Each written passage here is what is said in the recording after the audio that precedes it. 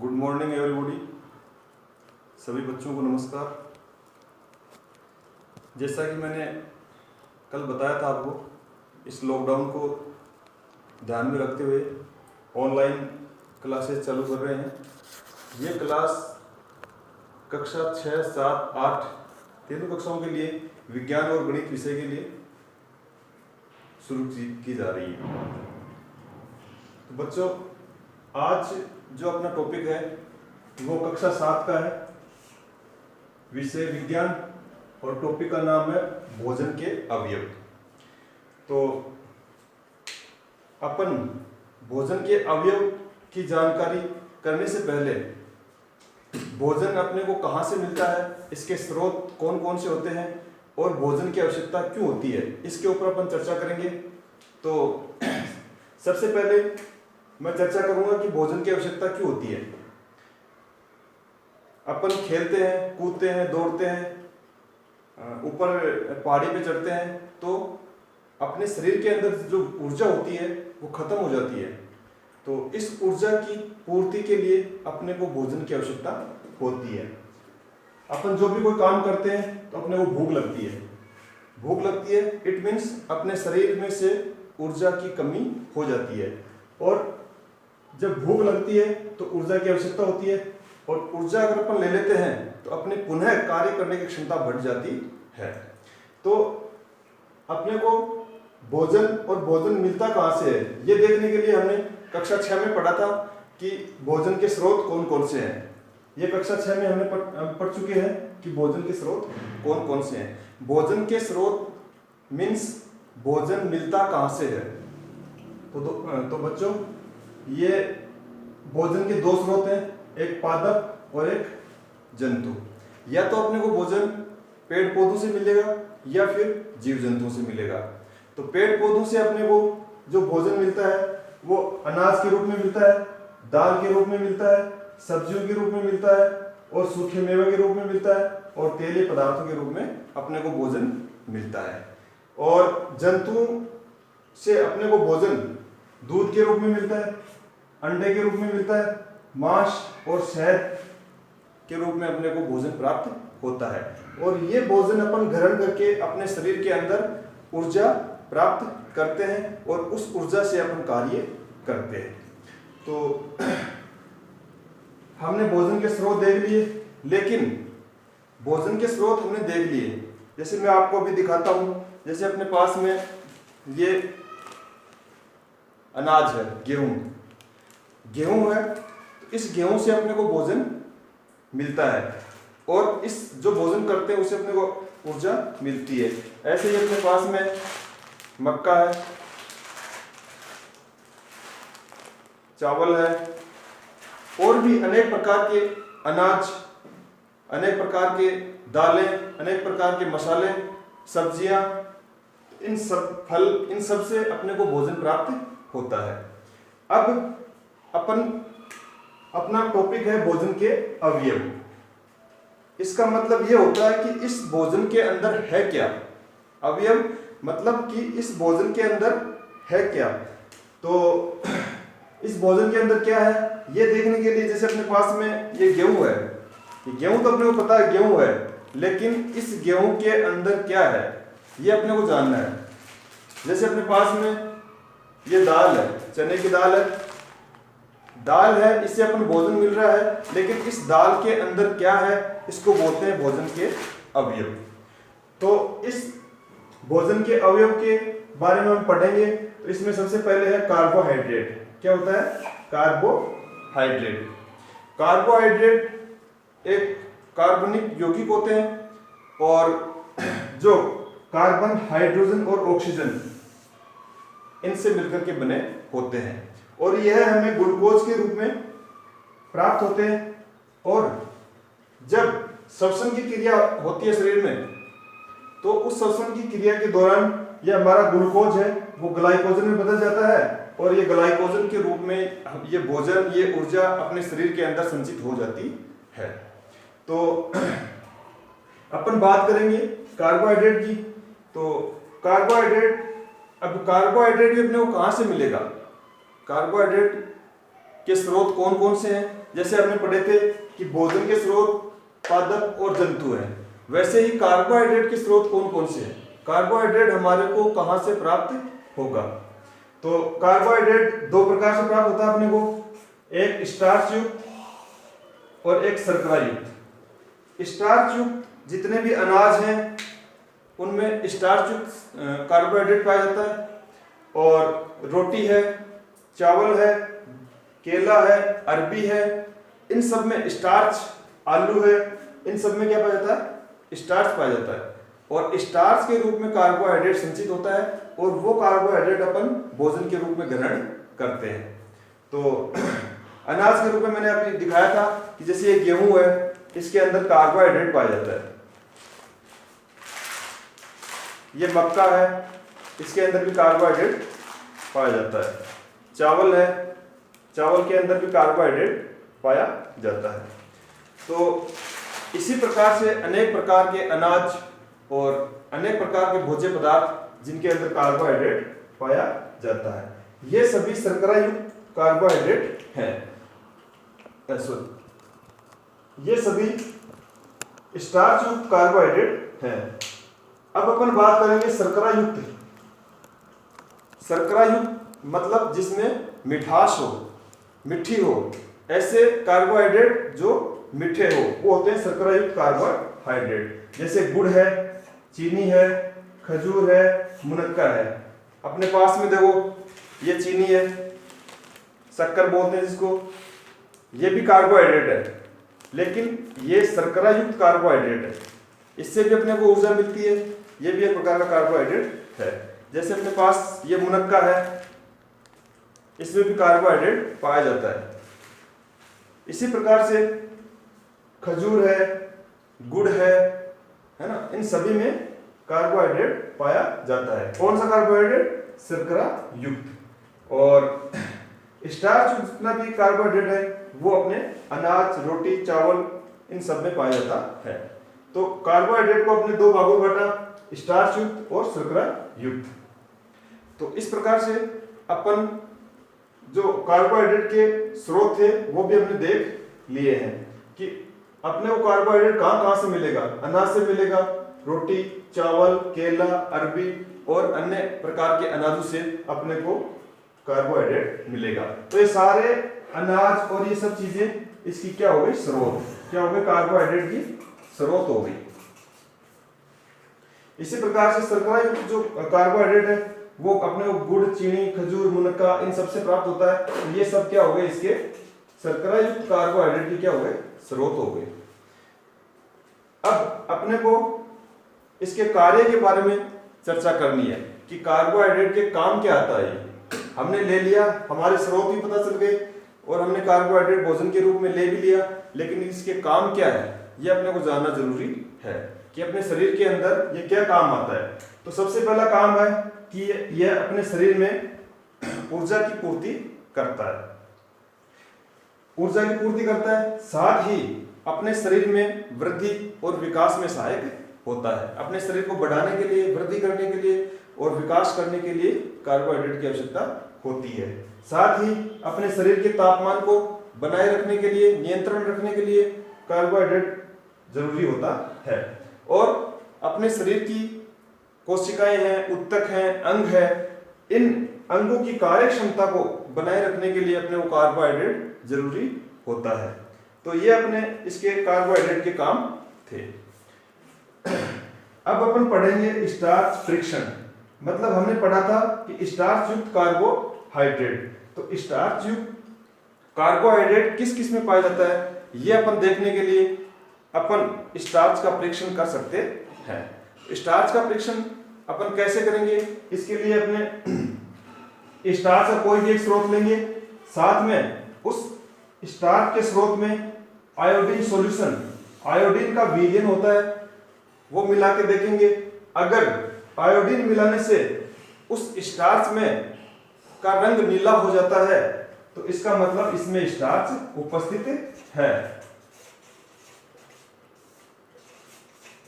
अगर नीला रंग नहीं आता है इसका मतलब हम समझेंगे कि इसमें स्टार्च नहीं है।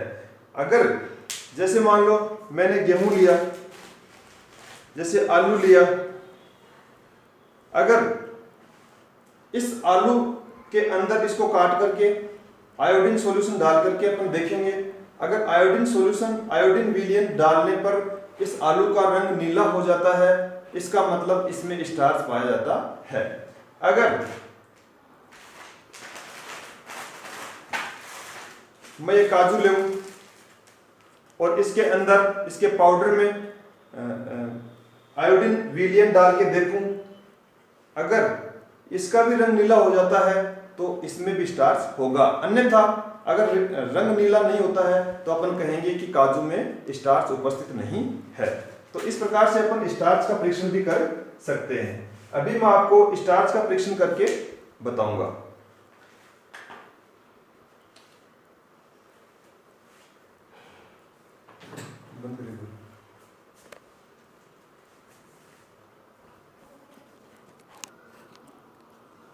स्टार्च का परीक्षण करने के लिए मैंने एक आलू काटा है। इस आलू में स्टार्च है या नहीं, इसका परीक्षण करने के लिए अपन इसमें ये आयोडीन विलयन है, आयोडीन विलयन की 2-4 बूंद इसमें डाल के देखेंगे।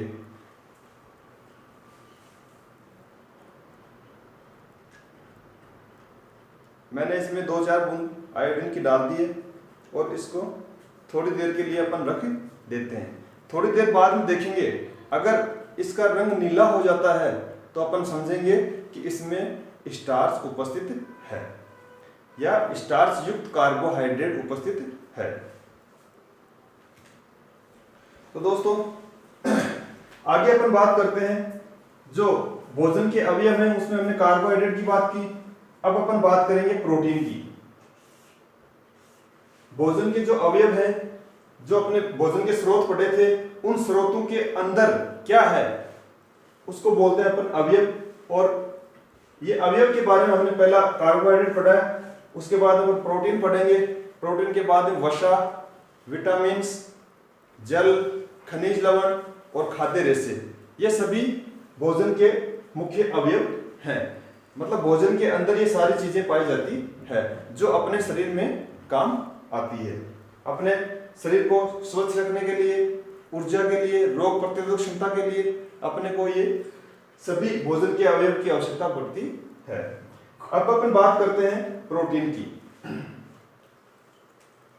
तो प्रोटीन भी अपने शरीर के लिए बहुत ही अधिक महत्वपूर्ण भोजन का अवयव है। इसकी बहुत अधिक अपने को शरीर में जरूरत पड़ती है।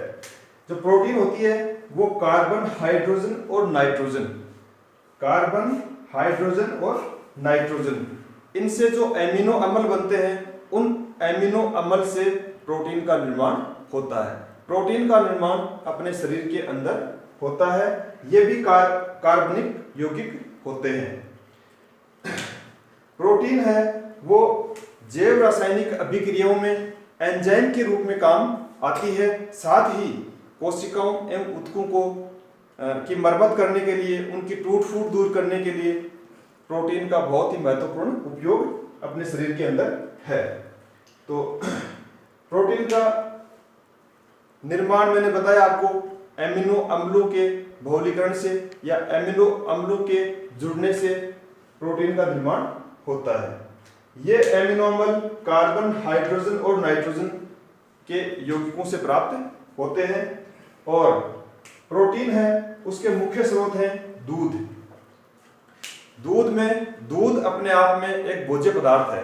दूध के अंदर कार्बोहाइड्रेट, वसा, विटामिन, प्रोटीन, खनिज तत्व, सभी प्रकार के जल और सभी प्रकार के भोजन के अवयव दूध के अंदर अपने मौजूद होते हैं। अतः दूध अपने आप में एक भोज्य पदार्थ है। लेकिन दूध में ज्यादा मात्रा में प्रोटीन पाया जाता है, इसलिए इसको प्रोटीन का अच्छा स्रोत माना जाता है।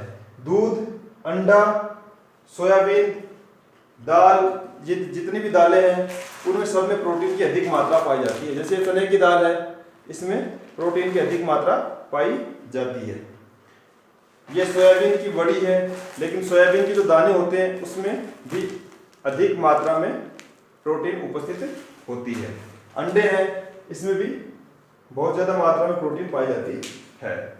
तो दोस्तों अपन बात कर रहे हैं प्रोटीन की, और प्रोटीन का जो मुख्य काम है वो है अपने शरीर की जो कोशिकाएं हैं उनकी मरम्मत करना, टूट फूट उनकी दूर करना, शरीर में वृद्धि और विकास में सहायक होती है, बुद्धि का विकास करती है। तो प्रोटीन बहुत ही आवश्यक होती है। और प्रोटीन 10 से लेकर के और 18 साल के बच्चे, बाल्यावस्था और किशोरावस्था के बच्चों को प्रोटीन की अधिक मात्रा देनी चाहिए, जिससे उनके शरीर का वृद्धि और विकास अच्छी तरीके से हो सकता है। अब अपन बात करेंगे वसा। तो अपना तो बच्चों अब अपन इसको प्रोटीन को हमने पढ़ा, अब इसको पहचाने कैसे कि प्रोटीन इसमें है या नहीं। किसी भी चीज़ में, जैसे मैंने दाल ले ली, इस दाल में प्रोटीन है या नहीं है, इसको भी अपने को पहचानना है। तो इसको पहचानने के लिए अपने परीक्षण कर सकते हैं, टेस्ट कर सकते हैं, प्रोटीन परीक्षण। तो प्रोटीन परीक्षण के लिए अपन ने क्या लिया, बेसन लिया। बेसन लेकर के, बेसन चूंकि दाल में प्रोटीन होती है इसलिए चने की दाल का आटा, बेसन लिया हमने, उसको उसमें पानी मिलाकर गीला किया। बेसन, गीले बेसन में अपन नीला सोडा डालेंगे और कास्टिक सोडा मिलाएंगे, और उसको जब हिलाते हैं, अगर हिलाने पर नीला रंग आ जाए तो अपन समझेंगे कि इसमें प्रोटीन उपस्थित है। तो अपन ये करके भी देख सकते हैं। जैसे अपने पास में ये बेसन का आटा जो पानी में घुला हुआ है, साथ में अपने पास में ये है कॉपर सल्फेट, जिसको अपन नीला सोडा बोलते हैं, कॉपर सल्फेट का चूर्ण है। और ये अपने पास में कास्टिक सोडा, जिसको अपन सोडियम हाइड्रोक्साइड NaOH बोलते हैं।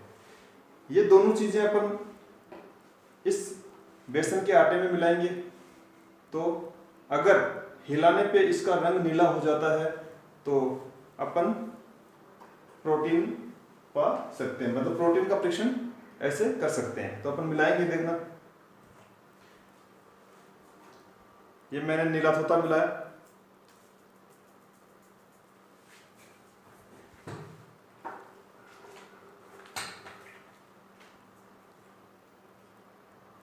और इसमें से थोड़ा कास्टिक सोडा मिला लेते हैं। ये कास्टिक सोडा,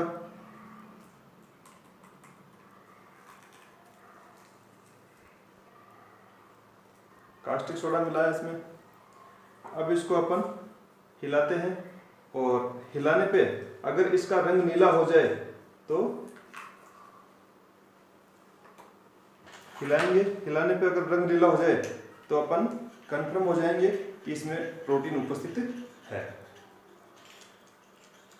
मैं इसको हिला रहा हूं और ये देखो इसका रंग नीला हो गया, इसका मतलब इसमें प्रोटीन उपस्थित है।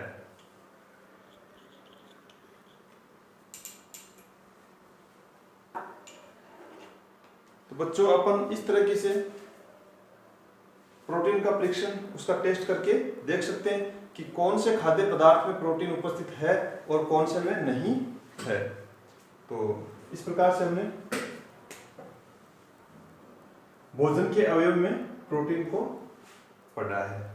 अब अपन भोजन के अवयव में ही वसा को पढ़ते हैं। तो बच्चों वसा क्या होती है? मुख्य रूप से अगर अपन जाने तो चिकनाई युक्त जो खाद्य पदार्थ होते हैं उनको अपन वसा कहते हैं। वसा भी क्या होता है? कार्बनिक यौगिक होते हैं। क्या होते हैं? कार्बनिक यौगिक होते हैं। ये भी कार्बन, हाइड्रोजन और ऑक्सीजन से बने होते हैं। वसा होती है वो मुख्य रूप से पानी में अघुलनशील होती है। मतलब क्या होती है? जल में अविलय, पानी में कभी भी घुलती नहीं है। जैसे अपन घी लेते हैं या तेल लेते हैं तो ये सब वसा के स्रोत है। अगर घी लेंगे और घी को अगर पानी में डालेंगे तो घी पानी के ऊपर तैरता है, क्योंकि वसा है उसमें और वसा जल में अविलय होती है।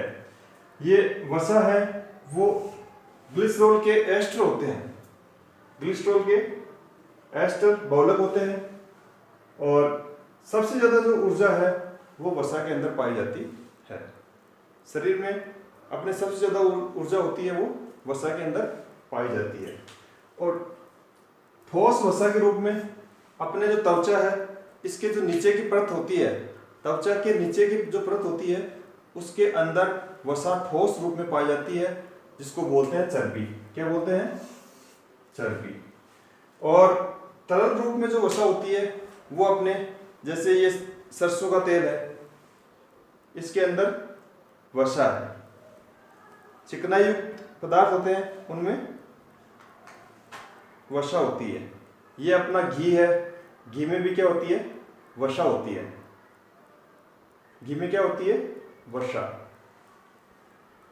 तो जितने भी अपने जो खाद्य पदार्थ हैं जो चिकने होते हैं उनमें वसा पाई जाती है। तो अगर तरल रूप में वसा होगी तो तेलीय वसा, और अगर ठोस रूप में होगी तो चर्बी बोलते हैं उसको।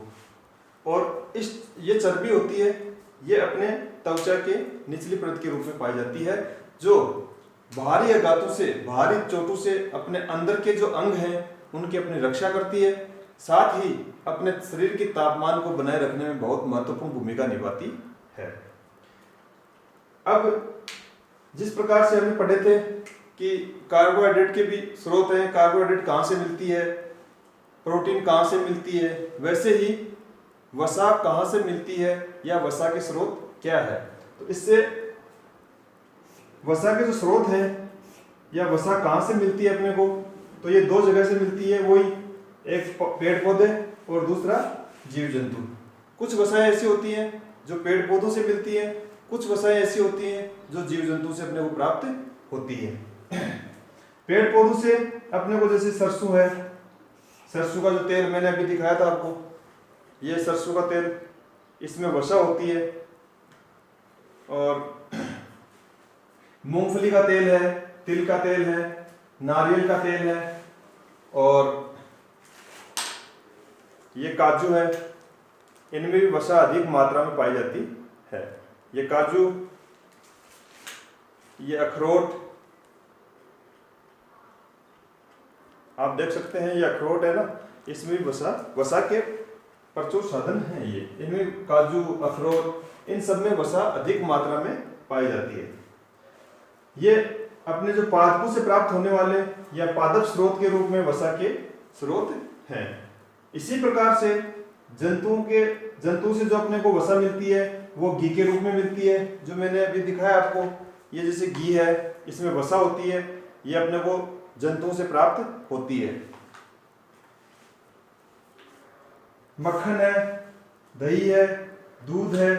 दूध में देखो मैंने बताया था कि दूध में प्रोटीन ही पाई जाती है, वसा भी पाई जाती है, कार्बोहाइड्रेट भी पाया जाता है, विटामिन, जल, सब कुछ। दूध अपने आप में एक भोज्य पदार्थ है, तो दूध में वसा पाई जाती है, और ये वसा घी के रूप में अपने को प्राप्त होती है दूध से। अंडा है, मांस है, अंडे में प्रोटीन भी होती है, वसा भी होती है, कार्बोहाइड्रेट भी होता है, और मांस में भी प्रोटीन, वसा, कार्बोहाइड्रेट होता है। तो लेकिन जिस स्रोत में अधिक मात्रा में जो चीज उपलब्ध होती है उसको उसका एक स्रोत के रूप में मानते हैं।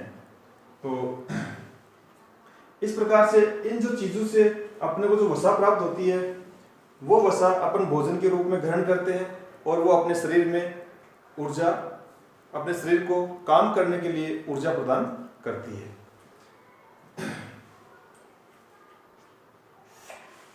जिस प्रकार से हमने प्रोटीन का परीक्षण किया, कार्बोहाइड्रेट का परीक्षण किया, उसी प्रकार से अपन जान सकते हैं कि वसा किस स्रोत में वसा है, किस में नहीं है।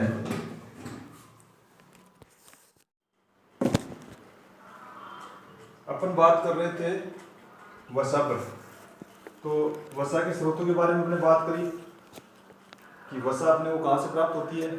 अब अपन बात करेंगे कि कौन से स्रोत में वसा है और कौन से में नहीं है, मीन्स वसा का परीक्षण।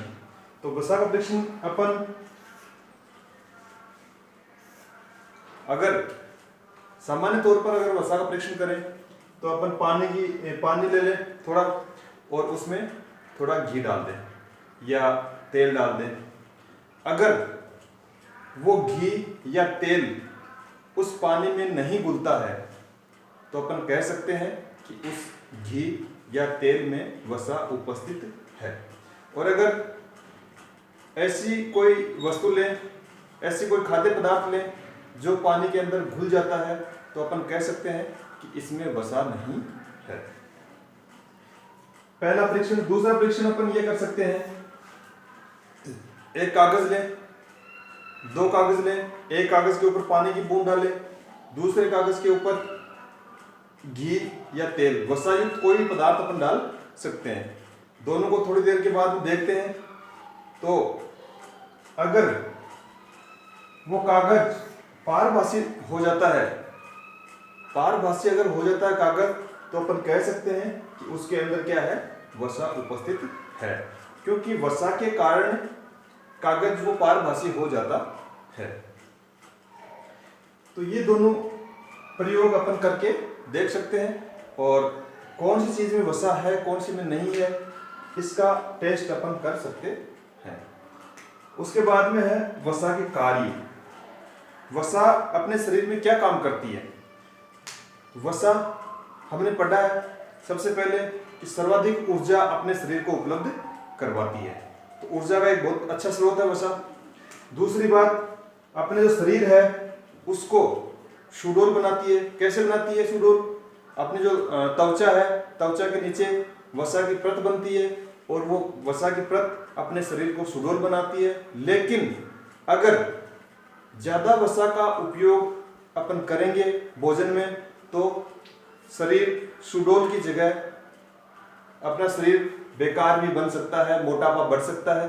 तो इसके लिए संतुलित आहार, जिसको अपन संतुलित भोजन बोलते हैं, उसके अंदर जितनी मात्रा वसा की बताई जाती है उतनी ही मात्रा अपने को लेनी चाहिए। दूसरी बात वसा है, वो मैंने बताया था कि अपने जो आंतरिक अंग हैं शरीर के, उन सभी अंगों की बाहरी जो चोट है उससे अपनी रक्षा करती है। तो ये चीजें हैं जो अपने वसा के बारे में अवगत करवाती है। अब जैसे आपने देखा होगा कि आजकल जो जंक फूड है उसका बहुत ज्यादा चलन हो गया है। इस जंक फूड से क्या होता है कि जो वसा की परत है वो और मोटी हो जाती है, और अपना शरीर बेडौल हो जाता है, मोटापा बढ़ जाता है, और अनेक प्रकार की बीमारियां पैदा हो जाती है। तो जितना हो सके बच्चों के लिए, सभी के लिए जंक फूड का इस्तेमाल बंद कर देना चाहिए। साथ ही वसा अगर जंतु में देखें तो जो ऊंट होता है उसकी कुबड़, ऊंट की कुबड़ में वसा इकट्ठी होती है, और इस वसा के कारण ऊंट कई दिन तक अगर भोजन नहीं करे तो भी उसके शरीर को ऊर्जा मिलती रहती है। वो जो वसा का संचय है उससे ऊंट को ऊर्जा मिलती रहती है, और उसको अगर कई दिन तक भोजन नहीं मिले तो भी अपना काम चला लेता है। इस प्रकार से अपन ने जो बात की है वसा के ऊपर, तो हमने स्रोत के बारे में जाना, वसा का परीक्षण कैसे होता है, या वसा किन किन चीजों में वसा पाई जाती है उसका परीक्षण करने के लिए हमने उसका टेस्ट किया, और उसके क्या काम है, ये सब चीजें हमने इसमें देखी है। अब जो अपना अगला टॉपिक है वो है विटामिन्स। क्योंकि हम क्या क्या पढ़ चुके हैं, हमने पढ़ा, देखो कार्बोहाइड्रेट पढ़ा,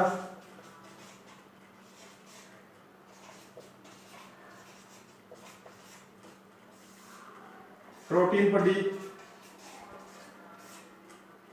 वसा पढ़ी। अब अपना जो भोजन का अगला अवयव है वो है विटामिन।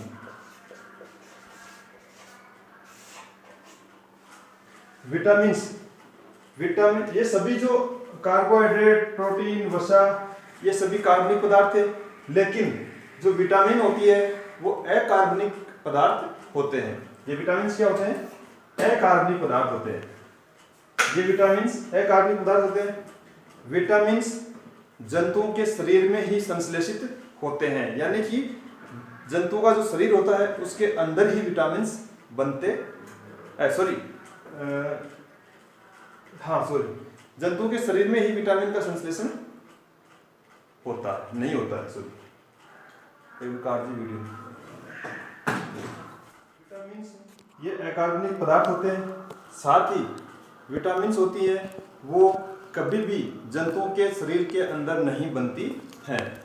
ये अपने को भोज्य पदार्थों से ही प्राप्त होती है। तो ये विटामिन हैं, ये जंतुओं के शरीर में संश्लेषण इसका नहीं होता है, जंतुओं के शरीर में नहीं बनती है। विटामिन अपने क्या काम करती हैं? देखो, विटामिन होते हैं वो अपने शरीर को स्वच्छ रखने में काम आता है। अपने जितने भी छोटी मोटी कोई बीमारियां हो जाती है या फिर अपने शरीर को स्वच्छ रखने के लिए, साथ ही शरीर की नियमित वृद्धि के लिए कि अपना शरीर वृद्धि करता रहे, तो इसके लिए अपने जो जितने भी विटामिन हैं वो सारे काम करते हैं। रोग प्रतिरोधक क्षमता, अपने शरीर की जो रोग प्रतिरोधक क्षमता है वो बढ़ाने के लिए ये विटामिन काम में आते हैं। साथ ही अपने जो भूख लगती है उस भूख को सामान्य करने के लिए भी विटामिन काम में आते हैं। तो अपने पास में लगभग 15 विटामिन की खोज हो चुकी है, जिनमें से 6 विटामिन प्रमुख हैं। इन 6 विटामिन में से है vitamin A, B, C, D, E और के। ये विटामिन हैं जो महत्वपूर्ण हैं और इनके बारे में अपन चर्चा करेंगे।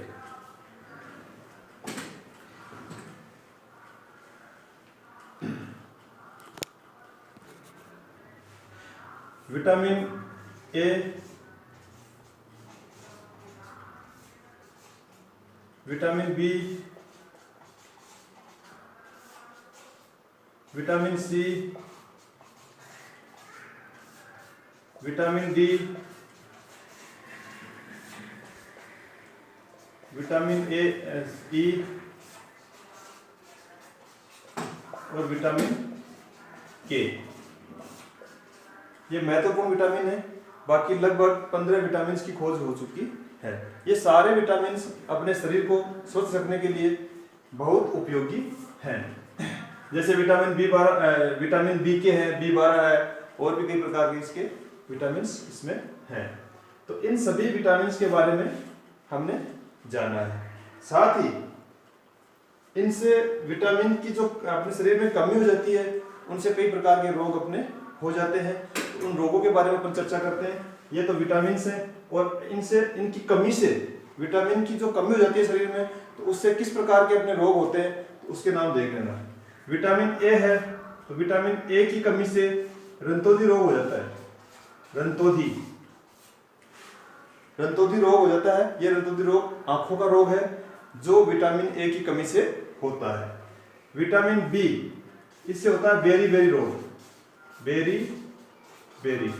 बेरी रोग होता है। बी यानी बेरी, इस प्रकार से आप इसको याद रख सकते हो। विटामिन बी की कमी से बेरी बेरी रोग, विटामिन सी की कमी से स्कर्वी, विटामिन सी की कमी से स्कर्वी रोग होता है। विटामिन डी की कमी से होता है रिकेटस। क्या होता है? रिकेटस। और विटामिन ई की कमी से होता है नपुंसकता। इंसान के अंदर नपुंसकता आ जाती है अगर विटामिन ई की कमी हो जाती है। और विटामिन के की कमी से शरीर के अंदर रक्त की कमी हो जाती है।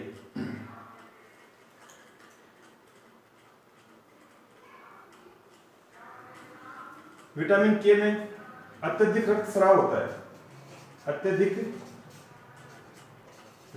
होता है। जिससे शरीर में रक्त की कमी हो जाती है। तो इस प्रकार से ये विटामिन जिनकी कमी से इस प्रकार के रोग हो जाते हैं। इन्हीं के साथ में जैसे अपन ने पढ़ा था कार्बोहाइड्रेट, अगर शरीर में कार्बोहाइड्रेट शरीर में अगर कार्बोहाइड्रेट की कमी हो जाए तो भी अपने शरीर में रोग हो सकता है। वो रोग क्या है? शरीर का कमजोर होना। क्या होना? कमजोर होना। अगर प्रोटीन की कमी हो जाए शरीर के अंदर, अगर हमने कम प्रोटीन ली है या फिर प्रोटीन की कमी हो जाए तो इसका रोग होता है कवास्की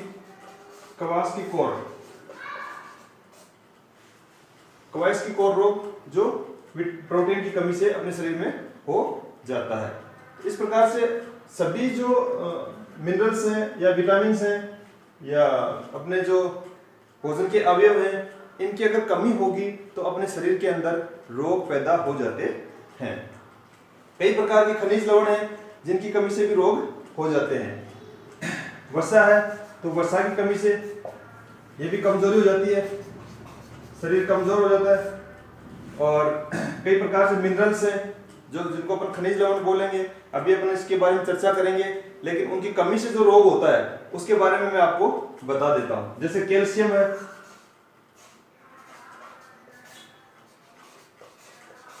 है, फॉस्फोरस है, इनकी कमी से क्या होता है? हड्डियां कमजोर हो जाती हैं, हड्डियां कमजोर हो जाती है। अगर इन खनिज तत्वों के अपने शरीर के अंदर कमी हो जाती है तो अपनी जो हड्डियां हैं वो कमजोर हो जाती है। और अगर आयरन है, जिसको अपन लोहा बोलते हैं, आयरन अगर लोहे के अपने अंदर कमी हो गई, क्योंकि अपन जानते हैं कि लोहे से हीमोग्लोबिन का निर्माण होता है, तो सीधी सी बात है अगर लोहा की कमी हो जाएगी तो अपने शरीर के अंदर, खून के अंदर किसकी कमी हो जाएगी? खून में हीमोग्लोबिन की कमी हो जाएगी। हीमोग्लोबिन की कमी हो जाएगी। तो इस प्रकार से चाहे खनिज तत्व हो, चाहे भोजन के अवयव हो, विटामिन हो, कुछ भी हो, अगर इन चीज की अपने शरीर में कमी होगी, इनकी अगर पूर्ति सही तरीके से नहीं होगी तो इस प्रकार के रोग अपने शरीर में फैल जाते हैं। तो ये चीजें थी अपने। अब अपन बात करेंगे भोजन के मुख्य अवयव के रूप में अपने पास में खनिज लवण।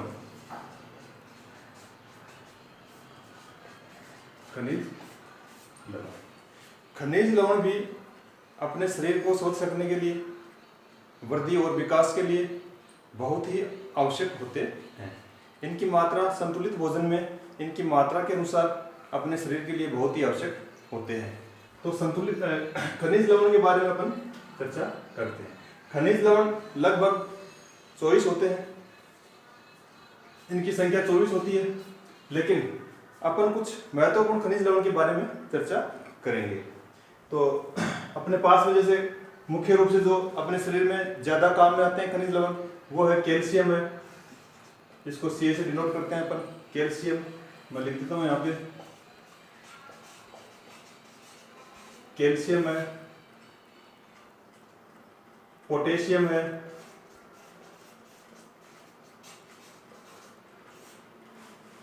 आयरन है, लोहा बोलते हैं जिसको, आयरन,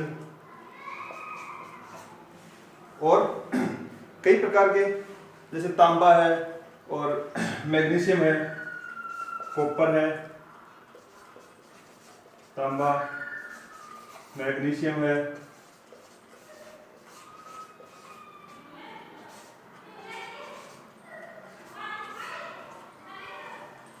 और भी कई प्रकार के जो तत्व हैं, जो खनिज लवण हैं, अपने शरीर में बहुत ही महत्वपूर्ण भूमिका निभाते हैं।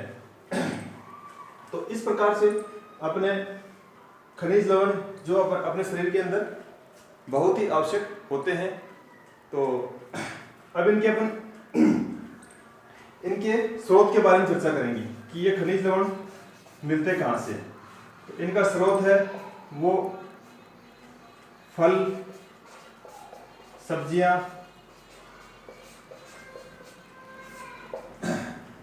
सब्जियां, और दूध, दही। फलों में सब्जियों में दूध, दही, हरी सब्जी जितने भी है सब में ये लवण पाए जाते हैं।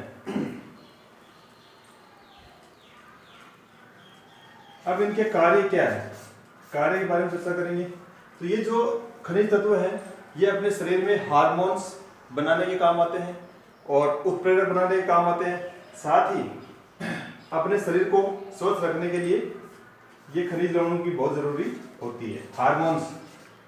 हार्मोन्स हैं वो अपने शरीर में जितने भी हार्मोन्स हैं वो बनाने के लिए खनिज लवण काम में आते हैं।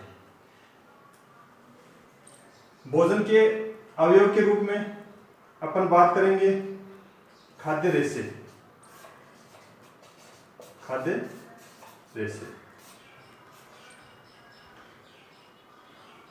ये खाद्य रेशे क्या होते हैं? जब अपन भोजन करते हैं तो भोजन के अंदर जो रेशे होते हैं उनको अपन बोलते हैं खाद्य रेशे। ये रेशे किस में होते हैं? खाद्य रेशे मुख्य रूप से हरी की जो पत्तेदार सब्जियां होती हैं, हरी सब्जियां होती हैं उनमें पाया जाता है। जैसे बंद गोभी है, पत्ता गोभी है और पालक है, इन सब में खाद्य रेशे पाए जाते हैं। साथ ही खीरा, ककड़ी है, इसमें भी ये रेशे हैं वो बहुत अच्छी मात्रा में पाए जाते हैं। तो ये खाद्य रेशे हैं हरी सब्जियों में।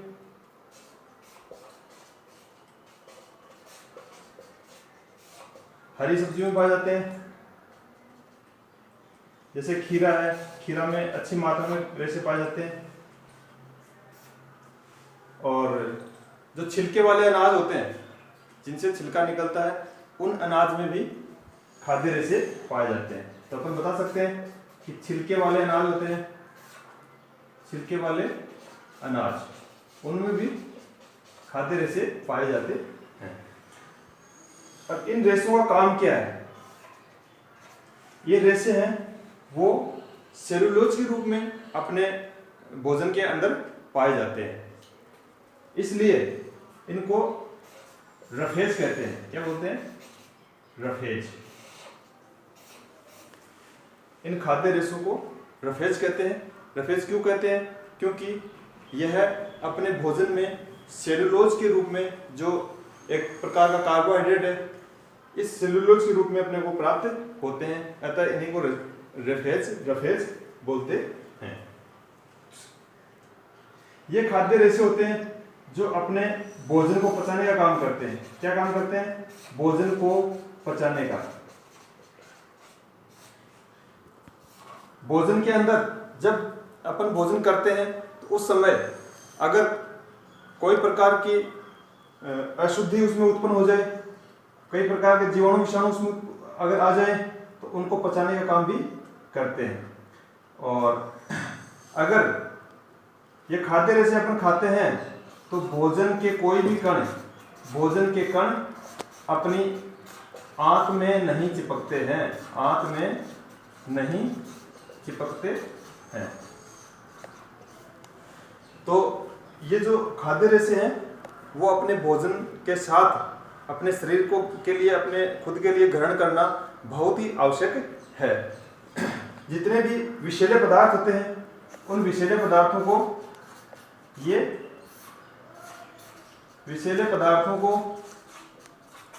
अवशोषित कर लेते हैं। विषैले पदार्थों को ये रफेज होते हैं, ये खाद्य रेशे होते हैं, वो जो हानिकारक पदार्थ अपने शरीर में होते हैं, अपने भोजन में होते हैं, उनको अवशोषित कर लेते हैं, जिससे अपने किसी प्रकार का रोग उत्पन्न नहीं होता है।